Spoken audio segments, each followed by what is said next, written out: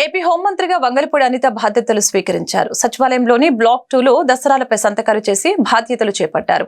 బాధ్యతలు చేపట్టిన అనంతరం వివిధ శాఖల అధికారులు, నేతలు ఆమెకు అభినందనలు తెలిపారు. రాష్ట్ర ప్రజలు సీఎం చంద్రబాబు ఆశీస్సులతో హోంమంత్రిగా బాధ్యతలు చేపట్టానని వంగలపూడి అనిత తెలిపారు. తనను ఆశీర్వదించిన పాయకరావుపేట ప్రజలకు ఆమె ధన్యవాదాలు తెలిపారు. సచివాలయంలో బాధ్యతలు స్వీకరించిన అనంతరం హోంమంత్రి మీడియాతో మాట్లాడారు. నాపై పెట్టిన గురుతర బాధ్యతను సమర్థవంతంగా నిర్వహిస్తా. దిశ పోలీస్ స్టేషన్ల పేరు మారుస్తాం. పోలీసుల్లో గత ప్రభుత్వ ఆలోచనలతో ఉన్నవారు పక్కకి తప్పుకోవాలి. ప్రజలకు అనుకూలంగా పోలీసులు పనిచేయాలి. సోషల్ మీడియాలో మనోభావాలు దెబ్బతీసేలా వ్యవహరిస్తే కఠిన చర్యలు తీసుకుంటాం. 100 రోజుల్లో గంజాయి, డ్రగ్స్ రవాణా చాలా మేరకు తగ్గిస్తాం. గత ప్రభుత్వంలో పెట్టిన అక్రమ కేసులపై విచారణ జరిపిస్తాం. బాధితులు కేసులు రీఓపెన్ చేయాలని కోరితే తప్పకుండా చేస్తామని అనిత తెలిపారు. లాస్ట్ 5 years లో లా అండ్ ఆర్డర్ విషయంలో చాలా ఇబ్బందికరమైన పరిస్థితులు ప్రజలందరూ ఎదుర్కొన్నారు.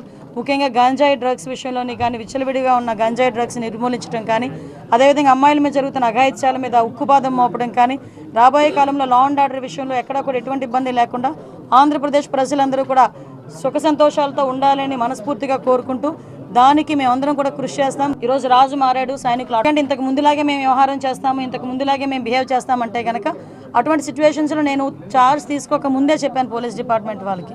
అటువంటి వాళ్ళు ఎవరైనా ఇంకా బ్లడ్ అలా నడుస్తూ ఉంది అనుకుంటే కనుక ప్లీజ్ మీరే పక్కకు తప్పుకుంటే పని చేసే వాళ్ళు వస్తారు.